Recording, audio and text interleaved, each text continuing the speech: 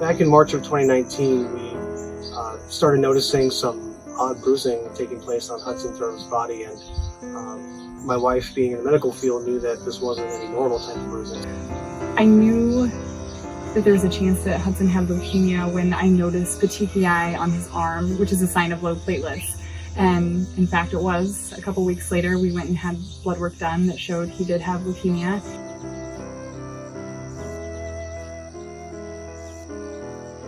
The very first night he got diagnosed, he actually received 3 blood transfusions and 2 platelet transfusions.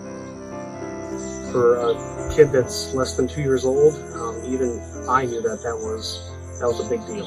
Hudson needed the transfusions the very first night just to stabilize him. However, since then, because his chemotherapy is so strong, and the chemotherapy doesn't just kill the cancer cells, it kills all of his cells. So he has needed multiple transfusions. You know, he went from being kind of a pale, just lethargic kind of toddler back to perking right up the next day and almost within hours. So it was amazing to see what blood could do. And when I found out the units upon units that he needed the first few days, it was pretty alarming. So I knew right away that blood donations is what saved Hudson's life. He truly was a new kid after he received those first 3 blood transfusions.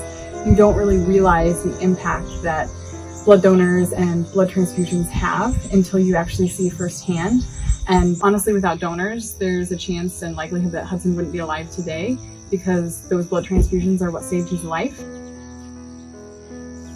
Once Hudson was diagnosed with his leukemia, that is when I became more aware of the importance of donating blood, and my husband and I both now donate as soon as we're eligible.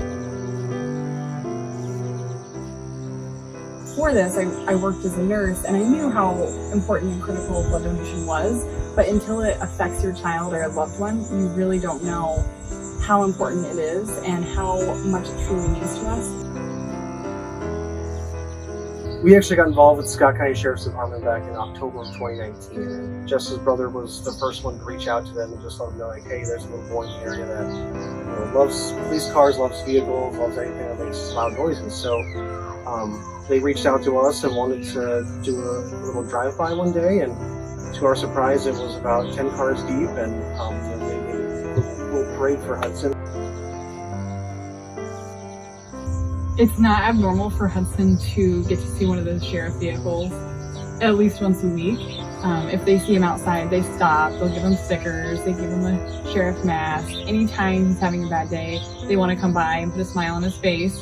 And it always seems like it's just at the perfect time that they stop by. He's either, not feeling great because of the treatment or having a hard day, and then it completely turns around his entire day.